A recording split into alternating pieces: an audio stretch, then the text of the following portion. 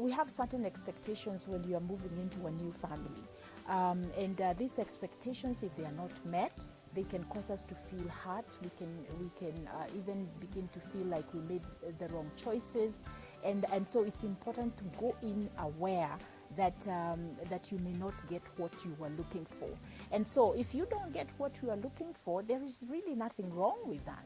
It doesn't mean you are in the wrong family. It doesn't mean that you married the wrong person. It just means that this is a transition and you're transitioning into a new family, and what you need to do is to sit down, be realistic about the situation, and figure out how you are going to negotiate the difference that you have found, or the loss that you feel because your expectations were not met. So what should a couple do if you are having issues with in-laws? I want to start off by saying that normally you're finding that most of the conflicts we have with in-laws are between mothers-in-law with the daughters-in-law. So let me handle that for just a minute. You as the husband, you need to understand that these are two women who both love you, but in different ways. So do not allow yourself as the husband to feel like you're in the middle. Yes, you are in the middle, but don't allow it to get you into an emotional state. Allow yourself to look at this and try to figure out how you're going to negotiate the difference between your mother and your wife. So what should you do? Number one, you need to understand that your wife needs your protection from your mother. So one of the things that you have to do is to set clear boundaries between your mom and yourself as a couple. So you as the husband, please do not tell your wife to go work it out with your mother. Please go and talk to your mother and tell her that she needs to respect your wife, or set the boundaries that you need to do. And the other thing that I find is that sometimes husbands will tell their wives, just deal with it. That's the way my mother is. You have to understand her. Please do not put your wife in that situation. That is more of an avoidance. You as the husband are avoiding. So make sure that you take the courage to talk to your mom. Set the boundaries very early in the relationship so that your mom or your parents can know how to deal with your wife. That is, setting boundaries is very important. The other thing is that the married couple, you need not allow the strife that is between you and the parents to become about your marriage. So don't get into this accusing, defending mode. Don't do that.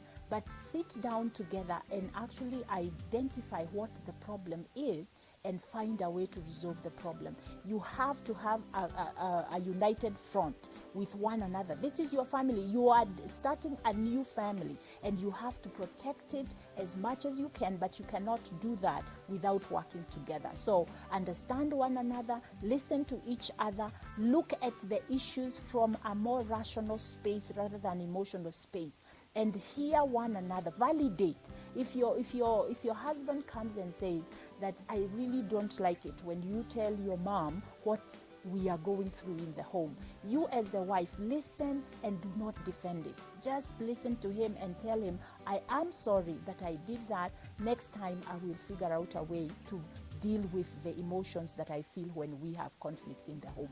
Let me say this.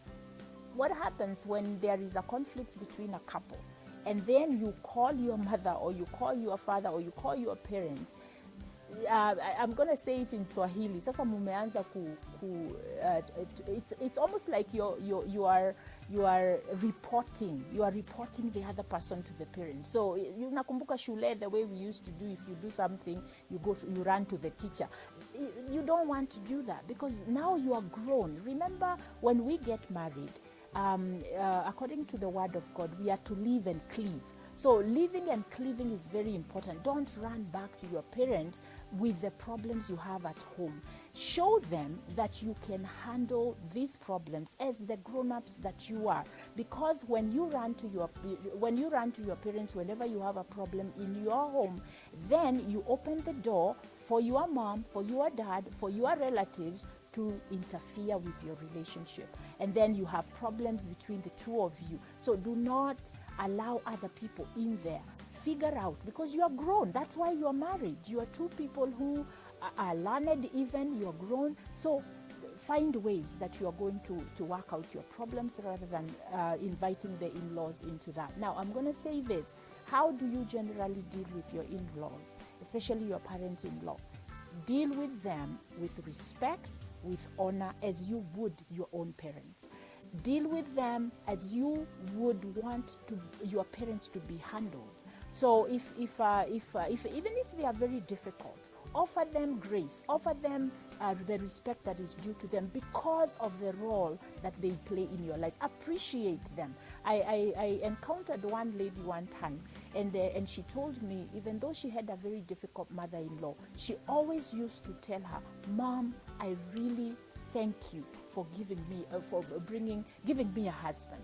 And so it is important that you look for opportunities to appreciate your parents-in-law, so that even when they have this, they tend to come into your lives as criticizing, you can be able to deal with them with respect. So remember that number one, you need to understand that you're going into a new family. Expectations are there, but if you don't get the expectations you wanted, learn to adjust. Number two, work together as a couple to protect and to create boundaries for your relationship with your parents. And number three, make sure that you focus on the positives, encourage and appreciate your parents-in-law. And number three, remember to live and cleave.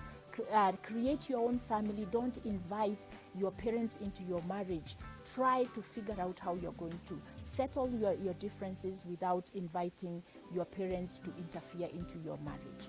God bless you. I believe that this has been helpful to you. I look forward to seeing you another time.